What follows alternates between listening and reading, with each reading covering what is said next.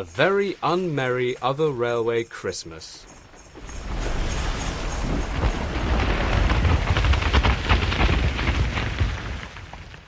It was Christmas on the other railway. All the engines were working hard. Oh, don't look so shocked. I meant harder than usual. Nothing gets the wheels turning like the threat of frostbite. Anyway, the Thin Git's fleet was busy carrying people and parcels up and down the lines. Everyone was complaining. Only the express units, Pip and Emma, were happy. "It's always the same before Christmas," they chirped. "We feel so full, we feel so full." "Oh, come on," snapped Diesel. "Where are your Yuletide blues? Christmas Day is almost here." "And just what is so bad about Christmas Day?" Pip asked indignantly. Her answer could be found by the side of the track at a grotty little mansion, where a frail but fierce figure stood shouting whenever something passed.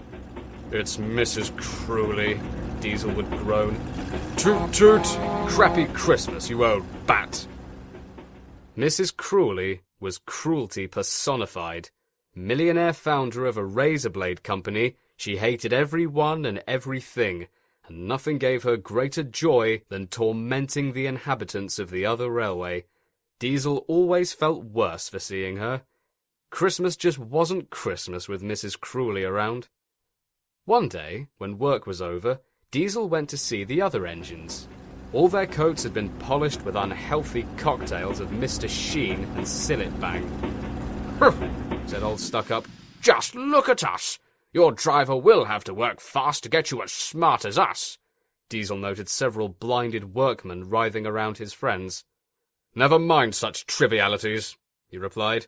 "I've something important to say. Do you realize it's a whole year since Mrs. Cruelly caused that nasty accident? You remember? She was ill in bed and—" "Yes, of course," interrupted Bowler. "You told us how she blamed it on our fumes and played her Simply Red records full blast to create a landslide on the track." "And you and Spamcan caused the biggest pile-up in railway history," Derek joined in. "And the Thin Git sent her to Bournemouth for rehabilitation. Right waste of money that was." "But," said Spamcan and Stuck-Up together, "the rest of us have never properly got revenge on her." "Exactly," said Diesel. "So, I think we should all give her the worst Christmas ever."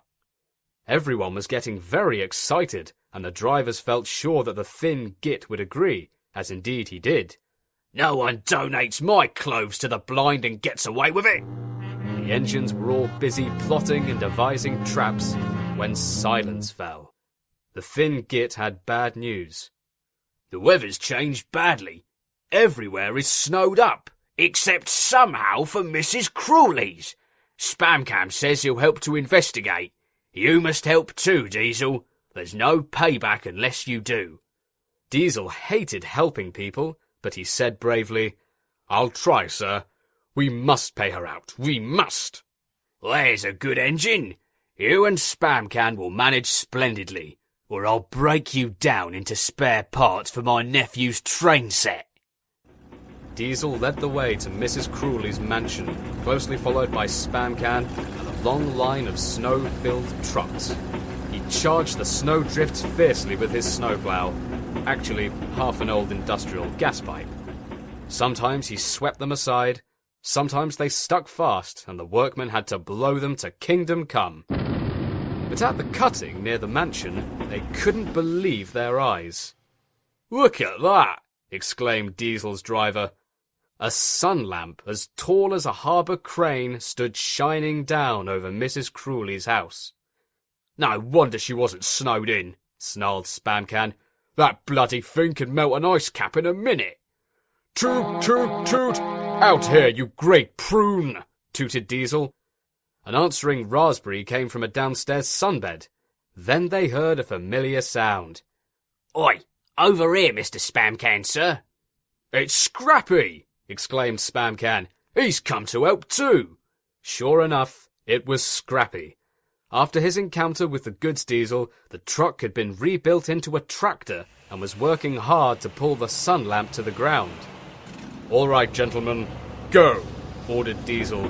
The cavalcade moved forward, and Spamcan left his trucks of snow in front of the mansion. Workmen quickly fitted charges to each as the sun lamp toppled over with an almighty crash. "Don't screw with Diesels," barked Spamcan, and he and Diesel trundled to safety. Kaboom! The entire Crawley estate was buried from chimney to soil in a mountain of snow. At long last, their gloating was complete. Derek took the tired workmen home without overheating once. "I love winter," Scrappy said, "Bugger off," to Mrs. Crawley and promised to take care of her razor blade factory while she was away as they all set off. The saboteurs made good time. No more snow had fallen, but the yard was dark. Diesel's black heart sank. It seemed the thin git hadn't paid the meter again. Suddenly, lights, all the colours of the rainbow, burst on. What a marvellous sight awaited the team.